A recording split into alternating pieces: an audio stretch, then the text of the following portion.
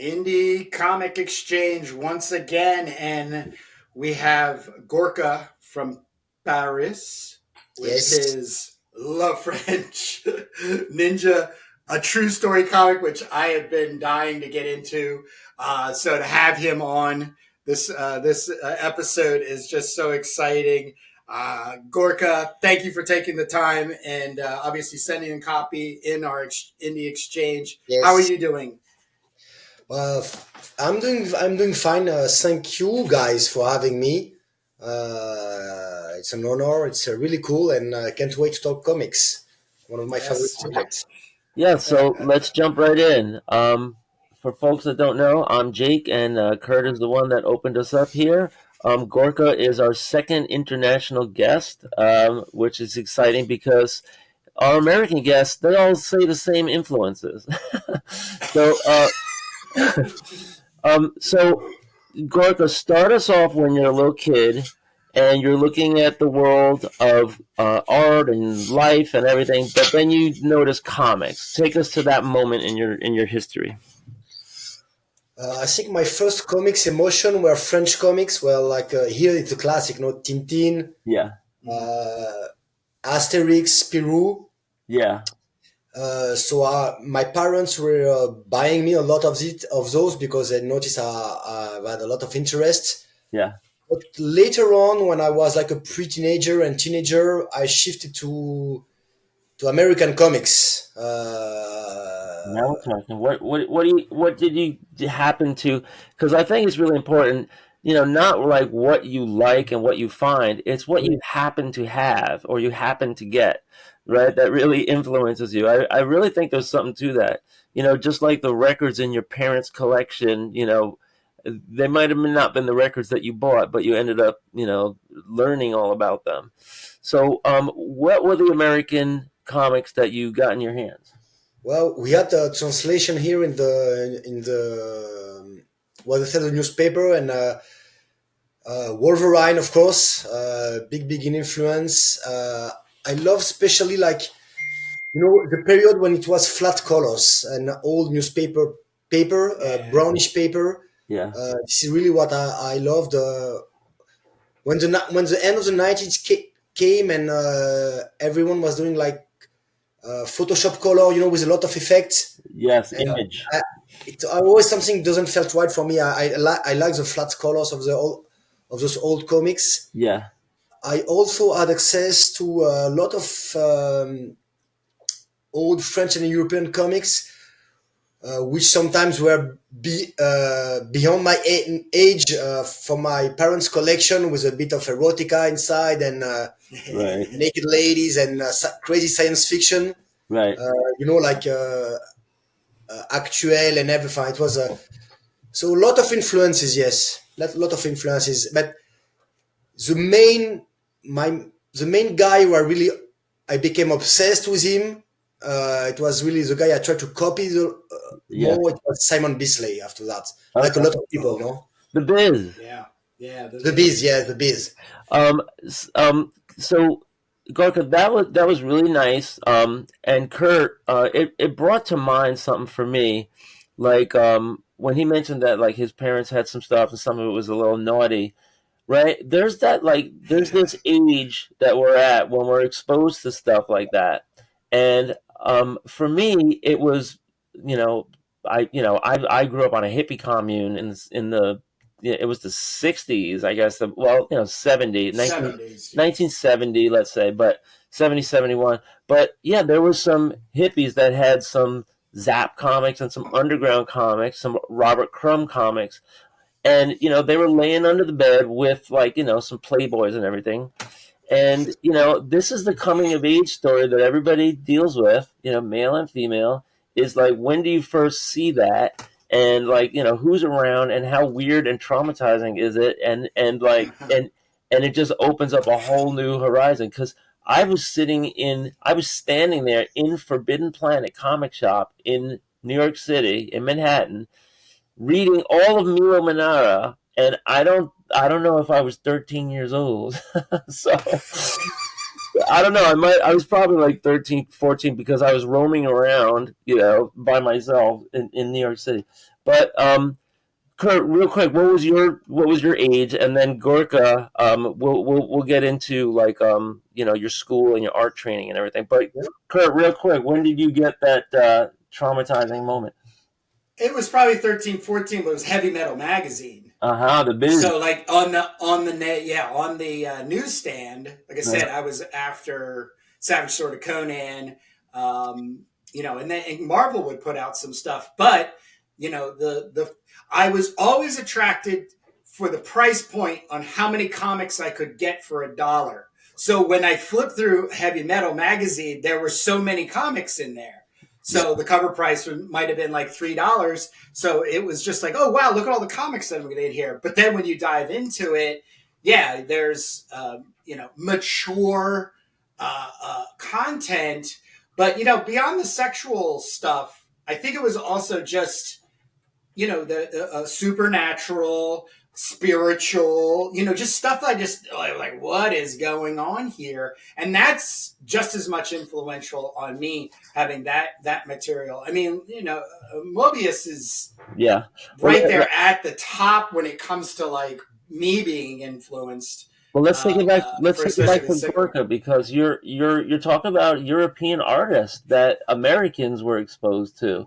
So now let's put the shoe on the other foot, Gorka. As you're getting older and you're going to school, what are some of the French artists and what are some of the European artists that you pick up on? Here in France, we had like two comic in the sense of comedy. Newspaper you could buy every month. Yeah. Once was called Fluide Glacial. Okay. It's a prank when you put something on a seat and it freezes the ass of the people sitting. So that's the name. And another was Psychopath, and it was a really comedy over the top, naughty, and I remember being fan of Edika. It was really, really crazy, absurd humor, mind blowing. No rules. The guy could also draw very well, and so yes, Edika Gottlieb, one of the most famous, doing also comedic stuff. So yes, a lot of comic. So is like political cartoons? No, completely absurd. Slapsticks comedy, a bit of mature comedy, Okay. also a bit of sexual comedy. Yeah. Nothing taken too serious, but the art was really good. Yeah. They were taking seriously the fact of not taking themselves too. Yes, that's Gottlieb. Yeah. Wow. Yeah. Gottlieb, and he has some stuff like everyone can read, and he has also some pretty sexual. Yeah. Almost porn, but it's comedy. It's only jokes. Yeah. Dirty jokes. That's it. Dirty jokes. Yeah. So like the undergrounds here, but I see I think maybe there was a bigger audience in France. Per capita. More people read comics in France. More of the average people read comics in France than the U.S., I believe. And what about Drouet? Was he also on your radar? Yeah, but this came later. Really, in my teens, I remember like it was all of because there was a bit of taboo in this because they were like going over the top and Edika with an I. Oh. Edika. Okay. Oh wow! Okay. So this looks like Mad Magazine guys, like Don Martin, and this looks like it literally Gilbert Shelton right down here. This is the first characters. This looks. And he made jokes, and you could see penises and boobs but always but it's not like sex porn. It's like humor. Yeah. So that, Yeah, yeah, like this is a I lot. think it's not exciting, but he draw penises, he draw ass, he draws everything, you know. Right. So you got inspired by this, and tell us about. Have you had any formal training in art? No, nothing, just copying the comics. I remember I was copying Tintin, Yep. trying to emulate, trying to imitate. And Yep. later on, of course, I had a big Bisley. I was trying to be another Bisley copycat Yes, you at went through some the point, Bisley period, right? We all go and through the Bisley period. at one moment I decided I have to distance myself because I just don't want to be a copycat. Even if I think his style is the coolest one, I have to try to do something a bit different at the Right. time. So knowing all this really changes the appreciation of your artwork because you're not only taking all this in, but you're also making comics now. We're talking about many years ago, all these influences like Tintin and Asterisk. I remember those too because those are the only things that came over from Europe, right? But and then there was heavy metal and everything changed. So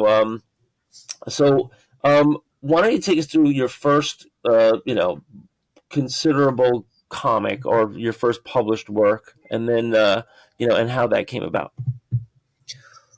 Well, that's my first comic. I did some fanzines. It came later on.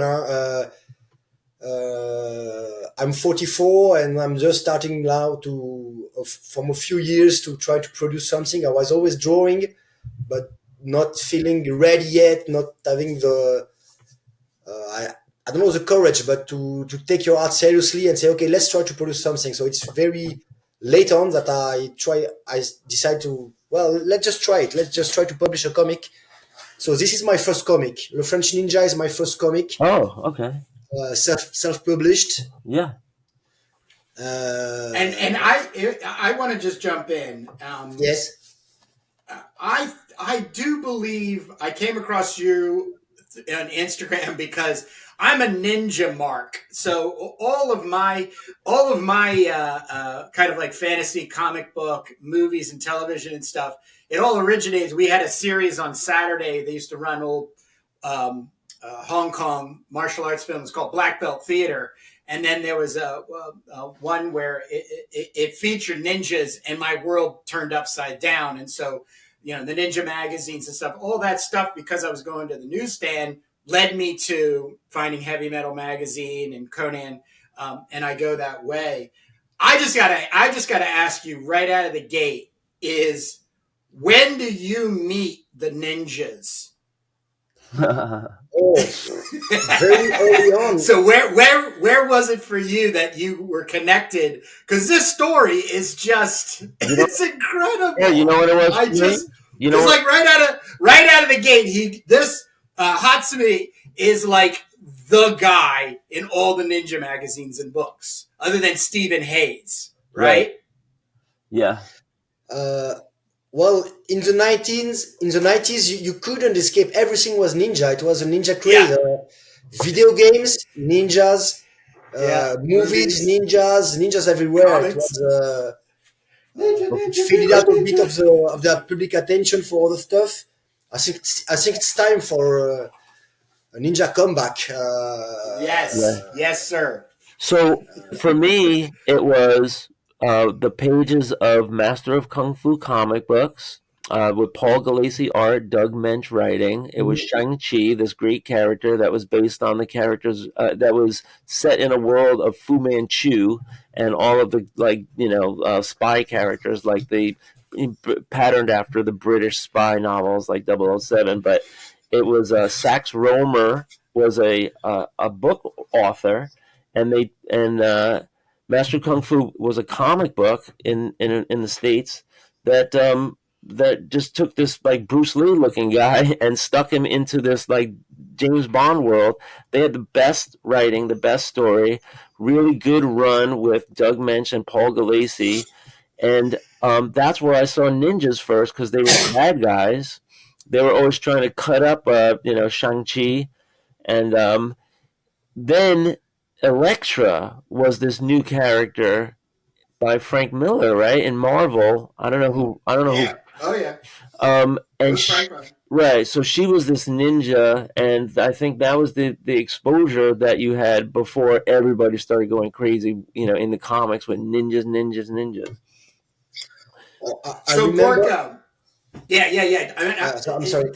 the whole like just so I just got to keep showing the cover because you really went all out on this. The production itself It is does, just but it's spectacular. But this is a true story, and right out of the gate, you got this character here. Hey kids, you guys want to become ninjas? And it's like I just had a in similar type. It wasn't a specific person. It just felt like all the material, all the magazines, the books that I would get a hold of was calling me. Did you have a similar type of kind of rationale in wanting to tell this story and becoming a ninja? Uh, I- I'm sorry. I don't understand exactly the question. Can you please just repeat? What is the like the reason for doing a true story about yourself becoming a ninja and it being comical? Obviously it's a comic vehicle, right? Yes. So it was at first. It wasn't like a serious project. Right. I was trying to draw. I was drawing a more like less cartoony comic about a bit violent and vampires and stuff like that. And at night, just to unwind a bit, I was remembering this funny story, and I just published it on my Instagram. I was inspired by Benjamin Mara. He Yeah. was he was doing like a daily comic. What we meant by yesterday, I think it's called, and Yep. and just unloading the drawings, bam, bam, bam, bam, bam, Yep. and I I started that simple drawings and just tell the story, and it was the project that was just a side project, and people were it was getting the more attention, the more feedback I have was from this project. So I switched. I say, okay, I gotta take it a bit more seriously, and I started to invest a bit more in the drawings, and then I presented it to a Parisian newspaper who published it for 2 years, huh? monthly, and in the end, just it was normal to publish the collection of the whole story. But in the beginning, I had no plans. It wasn't written. It was written going by as it gone by. Yeah. It was not written from start to finish. I was just going without overthinking too much. Just telling the Oh, story. So if that's the case, what changes have you undergone that you didn't do when you were just starting out? I'm sorry. Can you repeat? So what are the what? So since that was your process, Yeah. what? Yeah. So what are you doing differently now than when you first started? What has been your learning journey so far? Okay. Now I'm working on my next comic, and now I'm preparing it. I'm writing it in a more classic way. So Yeah. I'm pre-sketching. I've got 15 pages pre-sketch written. I'm going to bit more traditional approach and pages, because since you can tell it was published on Instagram, it's just like squares, Yeah. because it was an Instagram publication at the beginning. Now I'm gonna play with the panels and do real pages for my next project. Huh. And what the biggest lesson is preparation, preparation, preparation. Right. When you don't prepare, you got to do things again and again, because sometimes I'm not you didn't thought in advance of some stuff, and so spend more time the more time you can on preparation before jumping in on the fun parts. Yeah, that's a great point, Gorka. And for people that have been following us on our channel, Making Turbo Pit Fighter, we show our process. For example, we go from a thumbnail of a page and a couple of notes to like a practice sheet, on a cheap pad of paper, and then finally onto the comic paper. And so we have the regular pencil, we have the blue pencil, and that's just before it goes over to Kurt. So then Kurt does his whole inking thing. So that's what our channel is about process. And I noticed when you have that format of 4 windows, I call them windows because you look like you're looking in a window. That you I stuck. never thought of that. What's that? I never thought of that. Now you're telling me, yes, it does look like a window. It's Yeah. funny. And yeah, because I'm very like ADD and very visual, so there's that. But it also has this uniformity, right? Of all these squares, and you're working within this panel size. So that reminds you of storyboards, right? And that gives it like a cinematic quality to it. And when you're checking this out, you don't know if this is intentional or you don't know if this was just for convenience, because it's a template, right? So that's interesting to hear that your next project is going to depart from that, and you're going to use creative panel dividers. Are you also a fan of montage and like kind of like overlapping and playing around with the page like that? Oh yeah, I love the when artists take liberty with and play with the pages and the format. I'm a bit shy because it's my first project, so I'm not going. I don't have the audacity to break the rules and everything. But when you see when you see original art, for example, from Sam Keith, and for doing the black is just with tape, black tape, Yeah. instead of painting. This blew my mind. Right. And and doing all those crazy panels. And I was thinking maybe something that could be interesting would be like to play with a hole in the page, Right. and like to break like the 3D barrier, so a page with a hole, and through the hole you see something that works on your page and the next page, and so it. Yeah, you could rip a corner of a page and have like a monster showing through or something. Yeah, I was maybe like with time travel, something like that. Uh, Maybe a character like has to reach in the past or in the future, and you cut a hole in the page, and it grabs something from a past or a future page to use on the moment. And this is something I'm gonna try to explore. Well, what you did with your front cover die cut, um, it, you know, it, Kurt explained exactly how it got him, right? And it drew him in to the book. You do want to be a ninja. So that was some great thinking and it's interesting to see that you're thinking about the boundaries of what you could do next. It's hard to duplicate, but if you're making an original, that's just meant for display, like in a gallery, let's say, you can do a lot more. You could put strings on the page. You could do all kinds of stuff. I wanted like to have the edges of painted black also. Yeah.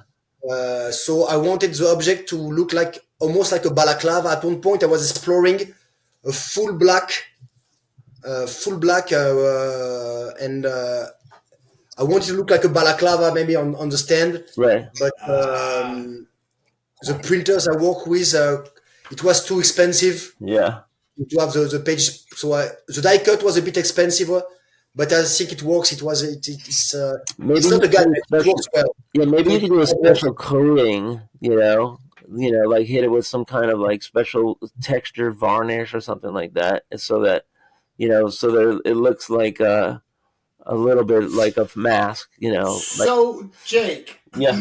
here's a question, or even it kind of moves into our promotion segment. We hear a lot about YA audience, the young audience.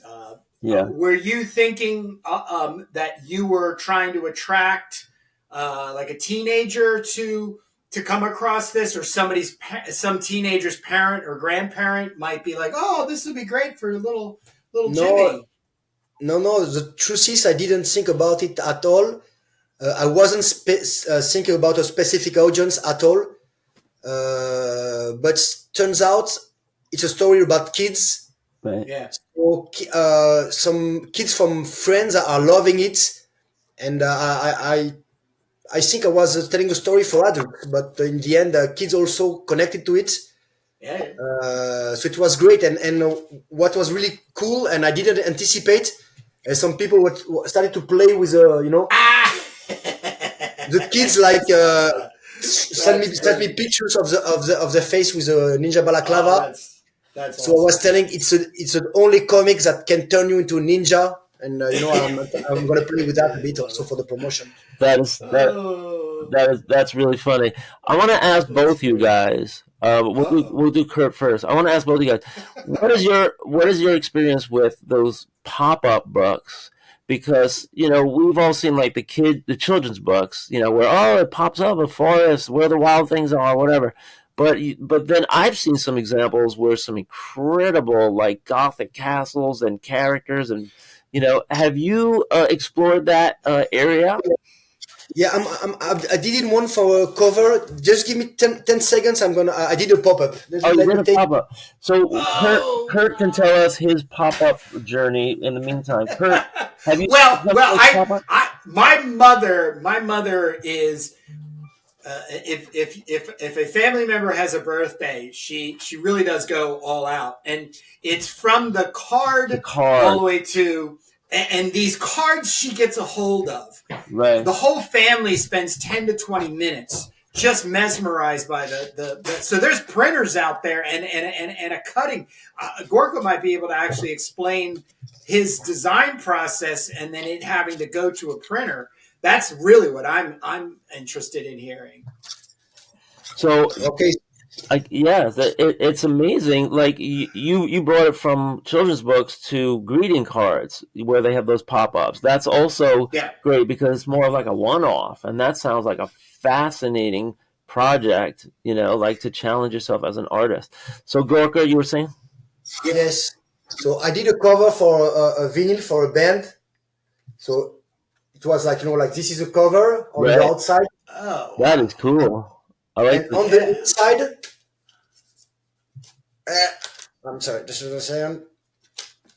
On the inside, Oh Uh, shit. right. so, It's like an Holy octopus creature, crap. an arachnid killing somebody, and the guts are flying in so the sky. the concept is like a cyberpunk cops on the outside of an apartment. There is a door, and when you shift, this is the inside of the apartment with like some crazy alien, satanic, Right. monster, Yeah. Yeah. killing people. Like it was. Wow. And so I did the pop up all by hand. It was hell. Right. All Oh this my I done. I done god. 33 of This those cut by hand. oh, I will never doing and that it's again. 30 you had to make 33 of those by hand? Is that Yes, what you just said? 33 by hand. Holy. But at Uh, first, How did you figure out the whole mechanic of it closing and opening? I've got a Marvel book. Don't know, with pop-ups. So I've looked at the pop-ups, how it worked, Oh, it's a and reverse I engineer. just Yeah, copying and cool. making tests. Yeah. At the beginning, I wanted also the door to be able to be open. Like maybe something we could open the Yeah. door of the apartment, but it was too complicated, and you stack ideas. And at one point, you got to say stop. I'm never gonna be able to finish, so I I see. I, I I see. took this guy out. There's an X-Men pop-up book on eBay for $14.99, 1994, and then there's I have it. Can you show it on the screen? oh yeah, is this the one you're talking about? Get on the center. Get center, Jake. Center. Okay, There you go. let me. I've got it. I'm gonna show it to you. Oh, he's got Oh, this. cool. Oh my god. Oh, cool. That's so cool. So yeah, I want to play with this, and it does sound like hell to make like multiple copies, but making I know one, Good Lord. it's not the same. I've got this one. Whoa. that's And that's Claremont. Holy good Lord. I never saw that. Me neither. Whoa! Wow. What's the That is what's the cover? Yeah, well, that's right out of the comic. And you know, the shape is also, it's not rectangular. You know, it's like yeah, a yeah, yeah. It's square. trapeze, Yeah. We and I've got to show Wolverine because it's everybody's. Oh, pop up comic, and when did you get that? Back in the day? Good Lord. How old is that, Gorka? this is a French publication, 2007. So it's not so Okay. old. Okay, Yeah. I'm ordering it right now. Seriously, that looks so cool, and I've never seen that. So yeah, so making these can be very very like freeing and liberating, right? As an artist, because you're working in layers. You know, you're working with foreground and background and depth, but you could also have like emotion to it, right? Like as you open it, like you open the accordion, you know, it's like a partial move, and then it could be like a full move, right? There's a whole visual like animation to it as well. So, Gorka, promotion wise, what are you doing as your first comic? You're in Paris. Is there a distribution sort of laid out with your comic book shops or No, bookstores? I'm going bookstores, but I'm doing everything by myself. I'm a bit with a. I love the DIY spirit. You know, I come from the punk, hardcore, metal scene where you do it. You don't wait for someone to distribute your music. You do your own albums, your own zines. You do your Yeah, own promotion. So uh, I like that. You know, like don't depend on anybody. If no one wants to pick up your comic, do your comic, do your stuff, do your promotion. So I'm going with my bike with my comics, and I'm speaking to the comic shop owner. Yeah, look, I've made this comic. Do you want to put it on your shop? And some say yes, some say no. uh-huh. I've done some flyers, like, you know, old school flyers, like for the shows before, you know, for the music shows. You got flyers, so I've done flyers. Yeah, I've done a new flyer. concert posters. Yeah, those are cool. I have a whole history of that too. I'm gonna I've bring done some of those to IC3. Okay. I've done some flyers like imitate. You know, here, like, you've got uh, Oh yeah, yeah. Cool, the cool. Like a postcard kind of thing. Yeah, the really guys that good say they're feeling. like a magician and they're gonna bring back your love, and on the street they distribute flyer. You know, they rip off people. But it's here in Paris. You got a lot of guys doing those little flyers to promote their magic powers. So I did one as if I was a ninja, and Yeah, there is yeah. the address on my website, and I'm dropping it in bars. I'm dropping it like in some places, and maybe some. It's a bit uncanny, a bit weird, so maybe it can attract a bit of No, it's attention, and it's fun. that's cool. How about comic book shows? Do you have comic book shows often Convention. enough, yeah, like a convention? Yes, I will do my first show next week here in Paris. All It's a right. small show in a bar with some other indie creators, so it's cool. I'm very excited about it. Uh, I've tried. I've tried to what I'm done. I contacted every podcast. You guys have contacted every here professional magazine that speak about comics. But the problem in France, there is so many comics that Yeah, when you're a little indie guy, I think there is like more than 1,000 comics released per month. I don't know, it's crazy. yeah, Yeah. yeah. So, but I'm not I'm sending to every radio station that speak about comics, every magazine, everywhere. I'm sending it everywhere. Well, when you have something to sell, you have something to promote. It's good to get out there. This is just your first round with us, but we're happy to advise people, recommend people go out and buy this. This, you heard the whole story. Um, give it a try. This is a guy that made it kind of on the fly, and he's really refining his craft. He's going to be coming out with follow ups, and you can get in Well, on the the thing ground floor. too. I'm sorry, Jake. I don't want. The thing too is that he has this is in English. Do you have a French version? Yes, yes, I did both. I did a French and an English edition. Wow, Uh, that is the fantastic. French has a How different. big? Yes, How big was your print run? How much was your print run for each that the you run, printed? the print run. Yeah. Yes, I did a 500 in French and 200 in English. Okay. That's Half pretty of the good. French are gone. Uh, the problem with the English one is now the international shipping is very expensive. Yep. Yeah. Yeah. I stopped buying comic from the USA from indie creators because like the comics like 10, 20 euros and the shipping is the same cost. It's like so Yeah. If it's you're not. lucky. Yeah. If Right, you're lucky. and if you are shipping, you're better off shipping a whole bunch at once, and then having somebody in the States that can be the point person Yes, for sales. That or multiple distributors. Yeah. but me also as a customer, as a comics lover, I see a lot of indie comics. Uh, as I age, I tend to love the more the indie stuff and the not so refined stuff, and I think it's very interesting. But I can't buy those. I can't spend $60 for one comic. It's not possible. So Yeah. I have to restrain Yeah. myself. Right. And I feel like 15, 20 years ago, it was not so much expensive to send a book. I'm under the impression, but I could be wrong, that the prices exploded a lot those last 10 years. Yeah.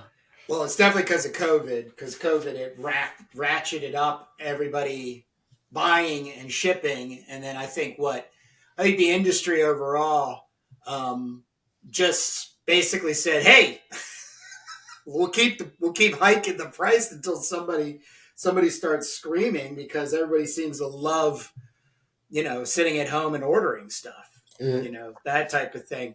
Um, yeah, I had mentioned to you right before we went on live, and not putting you on the spot, but I do want anybody watching this who's interested in this. We should try to work out something where you do get a stack of copies over to us here in the States, and we could be at least a hub distributor for you because, like I said, it's just this is I have so many like ideas about the the connection it would make here, especially with like YA community, groups and stuff. But it still has a punk rock feel to it too. So you have something here, and the fact that you did it in French and in English just goes to show how much you're passionate about your project and also getting people to read it. So that'd be something we'll discuss off air. But yeah, it's some changing times. Yeah, and I did an English edition because I think it could the Paris French aspect could interest some people. Like it's an angle for the French edition. The title is different. It's not the French ninja. It's a ninja from my neighborhood, I'm gonna sh- Ah, Uh, from Place Clichy. yeah. So it's more located on the neighborhood of Paris, and it got a bit of humor. Yeah. But I couldn't just translate it in English the same. It wouldn't speak, so I decided to love French Ninja yeah, no, for that's the good. English edition. Yeah, that's good. That's good thinking. So yeah, and if you're right there in Paris, tell us about the comic stores, the comic shops. How far do you have to travel? Are there a lot of them? Are there not that many, or do you No, get no, comics in other stores? there are a lot of comic shops in Paris, and then because there's a lot of comics, and before it was like not traditional, but I feel those last years, not everybody, but almost everybody can draw a comic. It's less about the style and your skill as Community. an artist. Yeah. Some very simple drawings. If you got a cool story, people are buying it. So there is a lot of comics, so a lot of shops. I've got some at 5 minutes in bike. I take my bike, or uh, Yeah. I take some routes. I take a route and I check on Google Maps where are the comic shops, and I do my little Yeah. bike ride to the shops to build my comic. It sounds really nice. We really miss that here. We used to have that when we were kids, and now it's less and less, and a lot more about shipping and digital and all that kind of stuff. So And also, I'm distributing it in some bars. I know I'm friend with the bar owners, like two bars that are a bit like punk rock bars, and so they sell it for me. They take their cut, obviously. yeah, Uh, at first they say no, we're gonna take we're not gonna take our cut. I say no, it's you gotta take your cut. We do it if we do it like seriously, uh huh, and so it's going well. The in the bars it's selling. So but in the bars it's a new place to sell your comic if you're friend with the owner, of course. do they have like Uh, a rack there or a spinner or something? How do they display them? yeah, they put it behind. They put it behind themselves on the shelf or somewhere, Okay, and they speak to people. And sometimes when I go drink there, oh, is he the guy who did this comic? Check out this comic and everything. It's so And good. so I've sold quite a bit with the bar, so that's it's something to How explore. much? How much is a copy in Paris, and then how much is it? Would it be in America? I sell it for 15 euros. That's the price, public price. I don't know what to say. 15 euros. okay. Okay. But more or less, I think the dollar and the euro are pretty equivalent right now, so it will be like $15. Yeah. Okay. All right. So that it's an interesting model. We don't see it in the U.S. We do have a lot of Comic Cons popping up, but the stores are getting less and less. And they used to be able to buy comics in like a maybe like a paraphernalia shop, like a smoke shop or something. That's all gone, and the bars aren't doing anything like that. So it's great ideas. I hope people are listening to this. If you own a bar, put some comics on the shelf behind you for local creators, and get them off the ground and sell some products. But yeah, So Jake, let's go to future of comics, and then of course we have the the exchange. review. Yeah, reviewing Turbo. So Gorka, what do you have in the way of hopes for the future of comics? For the future of comics in general. Yeah, Yeah, and even for yourself, Oh, I think the comic scene I think is exploding. I see a lot of comics and a lot of different subjects. It doesn't matter what you like, what is your passion. There is a comic about it, so you can. Yeah, If you search a bit, you're going to find. Uh, I love the fact that almost everybody can draw a comic, even if you don't. With this ultra simplification of the drawings, but also I miss a bit the ink slingers. I miss a bit artists showing off their talent and their skill. So I hope we continue to see like ultra rendered, ultra cool drawings, and not just the simplified version. yeah, yeah, Because sometimes I think sometimes it's a bit the easy route. I've seen some comics. It's very ultra simplified, and just maybe put a bit more effort in the drawing because it's drawing in the end. It's like it's not. So and yeah, and I think everybody's got a story to tell. Everybody can, and even if you don't know how to draw, you can make collages. You can. yeah. You can grab some movies and make collages with the actors, and then you can. Everybody can do a comic. Yeah, or, So or zines. So we sometimes call them zines here, but if you have some writing, some sketches, poems, you have some clippings, you have yeah, scrapbooking. There's a lot of that going on. We and Kurt, you really can appreciate from this how much more like hands on they have going on in Paris right now than we have here. Well, I watch a couple of podcasts, makers podcasts that are in New York City. Yeah. I just finished watching one, which is Nick and Mike, comics people, and they're constantly they. One of them said, "Oh, New York City's like one big comic book convention," because they were saying like, if you want to distribute, especially if you're living in a big city like New York City, go down to the park and sit there, lay your comic books out on the street. You'll sell some comic books. So having, hearing what Gorka's saying about, Paris and coming from a particular area and knowing people, punk rock scene, all that type of stuff, you got to lean into your crowd. I think is also where it first happens, and maybe something comes up, for Gorka. In this, like I said, somebody might pick it up, while they're drinking at a bar, and then the wife says, "Wow, this is really cool," and she works for a publisher, and it can kind of take off from there. So it's like the thing I'm always interested in is not only just the being able to sell your comic books, but the promotional value is one where you can connect somewhere with distribution, which is, kind of sort of what's happening here in the indie comic exchange, with the three of us right now. So I by the way, this has to be a T-shirt. Gorka, you got to make this a T-shirt, and I want a dozen of them because I don't want them to ever run out.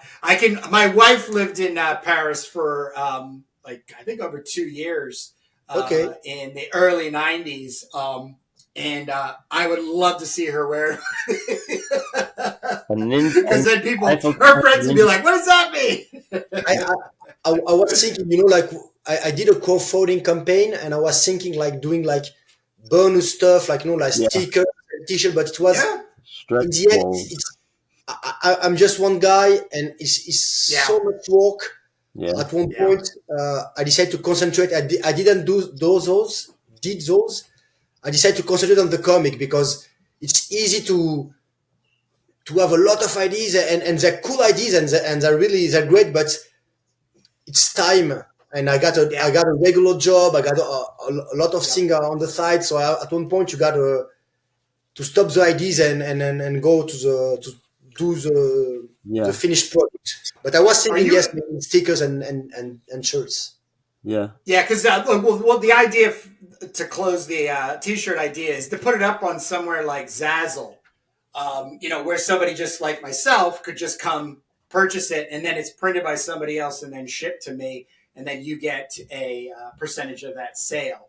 So that's something. Yeah, they have T-shirt printing and fulfillment center. Yeah, print on demand. Yeah. We actually, I have a Crom the Barbarian T-shirt, and then I took one of the logos for Turbo and made a T-shirt of that, and it was great because the way they did it, I washed it so many times that now the logo is all busted up and faded and everything. So now I don't wear the shirt anymore. It looks more like a classic old school T-shirt from like the 70s.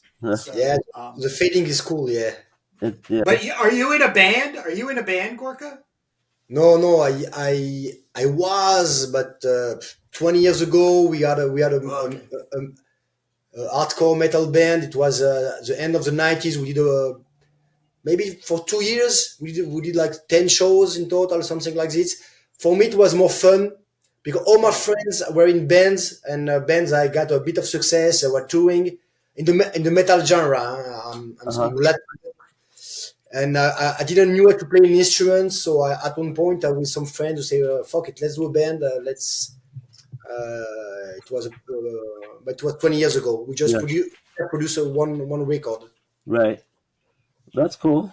There's a lot of overlap in art and bands, and it's also good to stay in touch with bands. We all do flyers and posters for our friends, and logos and patches and stickers and everything.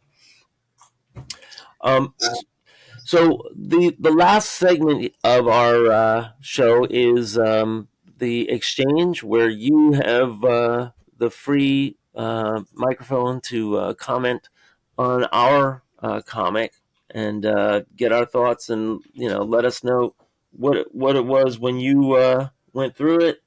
And Yes, but let me take it because I have it just. I no have it. problem, folks. We're on a real time exchange here Okay. in France, so this is So here is your comic that you sent to me. So it's a promotional comic. This is not the. I understand this is a promo, it's a right? Right? yeah, we call it a teaser. It's the first 12 pages and some stuff in the back. So I thought that really interesting to do like the idea of doing a promo. I've seen it before, but when I'm sending my finished comic, I'm for reviews for promotion with no guarantee of something. I'm a bit like I'm sending something like finished and maybe, but doing a promo stuff. I thought it's really a really cool idea. Maybe like the 10 first page or something like that. Yeah, I loved this panel, one of the first one with a crock shot. I know right. Yeah, this yeah, one. right out of the I gate. love Right out this of the panel. gate. That's Jake. Yeah, I love this one. Uh, there is a scene on the girl. There is a bit of crumb, I think. Right. So on this is a crumb girl almost, with a body proportion Yeah, we heard and that. Yep. and so I love the difference of having this crumb woman girl uh, in a more like genre violent Yeah, it's a post-apocalyptic world. science fiction Yep. because normally like the crumb style is more like for indie stuff and for slice of life and comic and comedy and so I love the contrasts. Right. She's gonna kick ass, and She's already kicking ass on the first issue that you sent me. right. uh, so yeah, it was inspiring. And you're going to publish like this is the intended size. You're going big. More and more, I'm thinking about it, but the format is the standard comic format, so we can say I like it bigger myself. I'm all for larger. I recently brought a art book from New Zealand. So this is Drawn Swords. It's intergalactic bounty hunters. So he works A4 pencil, and this is an A4 comic. So I love this mainly for this reason: is you get almost an extra inch and a half of comic. And I personally, Jake and I are 50-50. We make all decisions. Sometimes there's arguments involved in saying, I am sick and tired of small comic books like this. When we're talking action, like there's so much going on, especially like with Jake's storytelling. When the last interview, our guest really closed in on the fact that Jake has the entire story on page one. It's all, you know what I mean? But to have it shrunken down drives me crazy. So, we'll come to that crossroad. Also, I'm a big variant versions of comics, but the interiors themselves. So we might do like, I've been kind of hammering about him, just like with Drawn Swords work, just do the pencils. These are just his pencils, and you tweak it a little bit to get obviously a deeper black in areas to kind of create some value there and everything, and go from So there. you're saying you want to use only pencils and not ink? We'll have a version, and A then, version. Yep. Okay. I do. This is what was referred to as my 80% inks. So this is just all pen and ink line, right? So then I Okay. scan that. Then I do You can see on this one. Then I do just like in the, I do my value system. So I start putting in gray values with pencils and all kinds of stuff. So right there with Jake's pencils, like where's with Jake's pencils, that's a comic. With my 80%, that's a comic. With my completed pages, that's a comic. So there becomes more variant versions than just making a comic and publishing it. So it's something Jake and I also talk about a lot in Frustration. Is in America we have all these variant covers, but they don't really create any value to the comic book series. Like the idea of following somebody and collecting them and supporting them and having something that's kind of like we would kind of call iconic. But here, if we do a short run of the pencil version and it's A4 size, and then, you know what I mean? And then, maybe Jake wins and he gets this version as regular comic size. And then we have a magazine size, that I'm all about, especially for getting things in front of people. Cause I think also a lot of people do get like the idea of this being, I keep coming back to the young adult thing, but it feels like something a kid would want to have and keep under his arm and in his book bag, and it gets dog-eared and stuff like that, in a small kind of like holding kind of thing. But it also, you could take it in other versions from there. But it's interesting on the comments, on the comics being a bit used, and I love that. I love on the books, when I read books, not comics and books, I always fold the page to mark. Yeah. And I love when I buy used book to see imagine okay, the guy who read it before stop here. I love the object with a bit of life in it, with a bit of wear and tear. I think you say in English. Yep. And regarding your thing about different versions, that's interesting because I was thinking maybe because I want to paint, I want to use ink, I want to use different stuff, and maybe in one story, not limit myself to one style. Like maybe some pages are full ink, and then one segment will be fully painted, and another one will be like different styles on one story. So not different versions, but different styles for one story. I think it can, and especially if your story is cut up in a way, chapter wise, let's say, it could have like a deeper meaning to have the pages, more lightly rendered or painted, or that type of sensitivity. Because at the end, it's still going to be your hand. I mean, I think just here, this is obviously you painted this, right? Mm-hmm. So you have that skill. And then when you get into I think this is fantastic as well.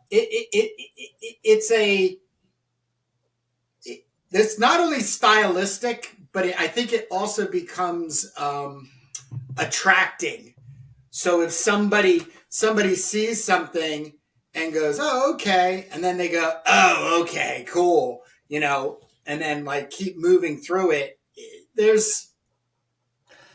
I think at times you have a greater sense of chance having almost like multiple styles or just technique involved to kind of bring people in on that kind of as a first time buyer. The mangakas do that also a lot. The first pages are like fully painted. Yeah. And then after that, it's ink. It's just black and white. Yeah. And it's a bit frustrating, but also, why not use it, as you said, for different chapters of the story? Yep. And maybe, so that's something I'm thinking about also. Yeah, I mean, you're not constrained, creatively to what you want to try, but there's always a give and take, right?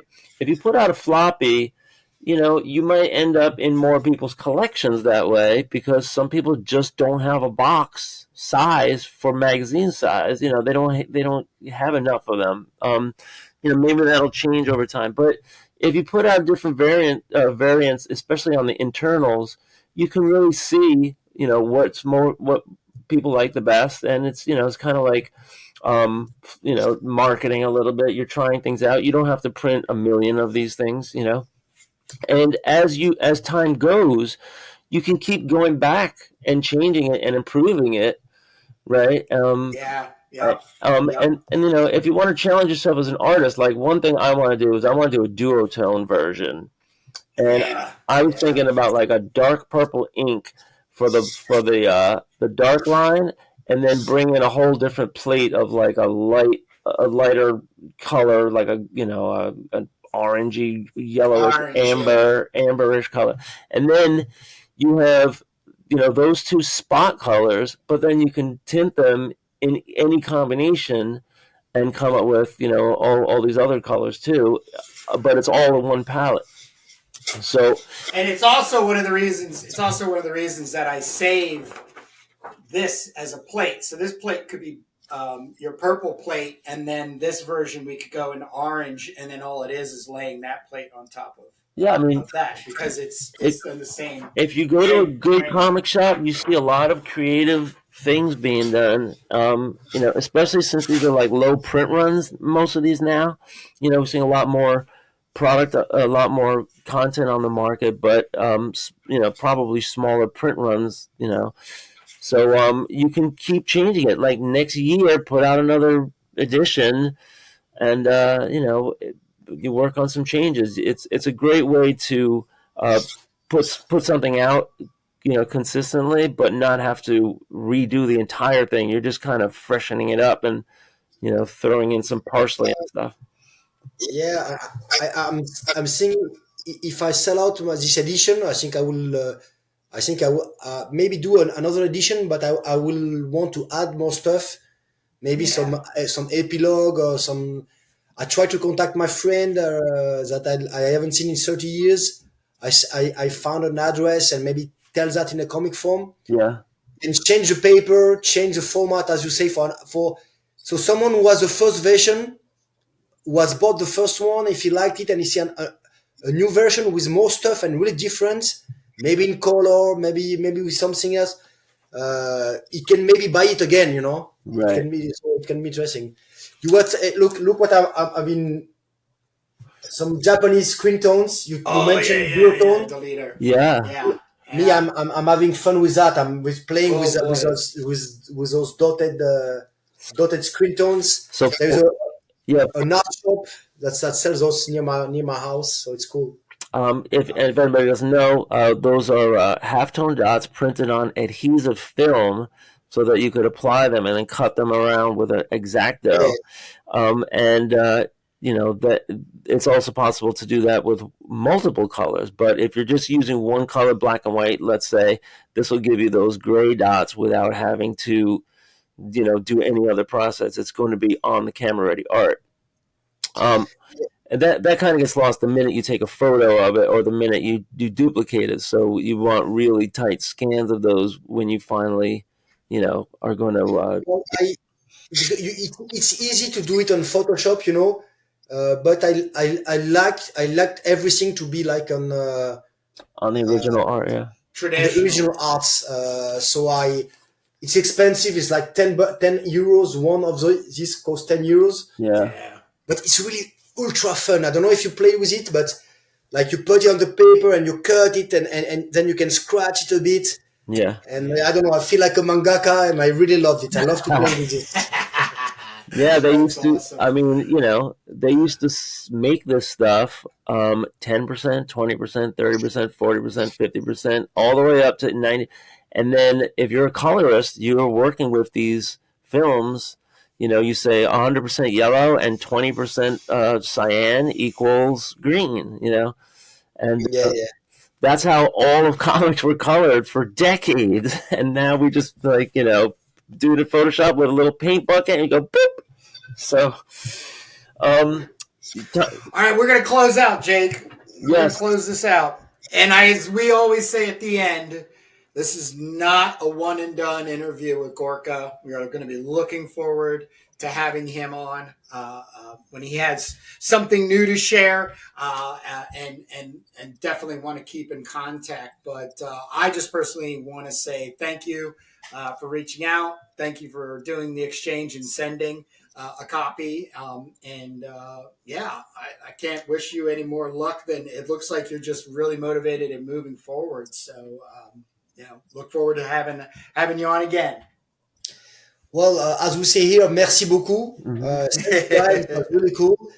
It was a pleasure, and it's cool to see people motivated on the other side of the world by doing comics, and it motivates me also to see this kind of energy and people doing stuff. So it was really great. Thank you very much, guys. No problem. And don't think of us as geographically on the other side of the world. Think of us as the opposite of the world, like the bizarro world. What we're doing right now. Okay. So, So Gorka, give us all your vitals. So where people can find you, how they can get a copy, and follow you. Yeah, so you can go on lefrenchninja.com. About the domain lefrenchninja.com. You can order a comic. I think with the shipping for United States, it should be like something like 22 euros maybe with tracking. On Instagram, it's Cosmogol666. COSMOGOL666. Kurt is gonna flash it up on the screen too. Yeah.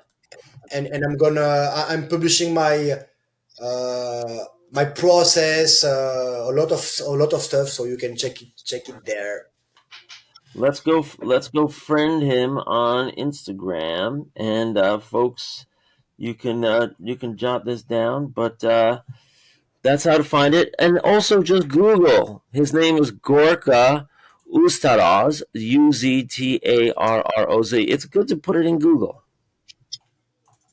It's reversed, so it's mirrored. I don't know why it's mirrored. There you have it. There you go. All right, so thanks for tuning in, folks. You could also see our other channels. We have Comics That Influence, which is on our YouTube landing page. That's where we do flip throughs of cool comics, and we have our flagship podcast, Making Turbo Pit Fighter. Every Sunday we go live.